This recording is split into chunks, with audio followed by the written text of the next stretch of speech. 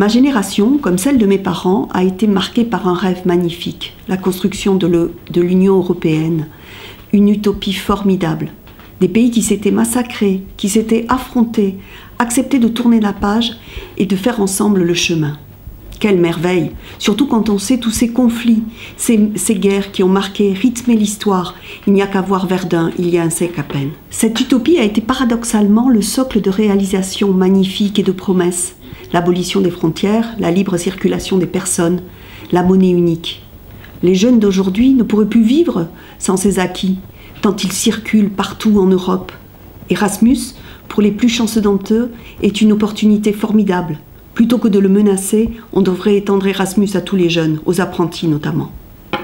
Fallait-il que les pères fondateurs soient fous pour imaginer de construire un tel édifice? Bien sûr, au fil du temps, l'édifice s'est lézardé. Il y a eu des élargissements successifs. Pouvait-il en être autrement? Nous avons donc tant besoin de nouvelles figures charismatiques, des héritiers de Schuman ou d'Adenauer. Pourtant, cela, il n'existe pas.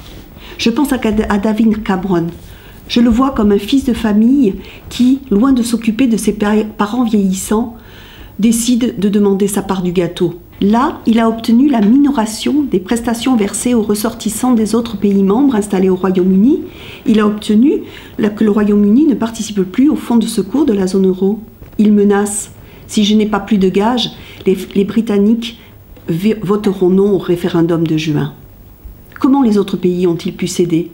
Ne remarquez-vous pas combien les plus râleurs, les plus grincheux obtiennent toujours davantage que les conciliateurs et les bienveillants, ici comme ailleurs?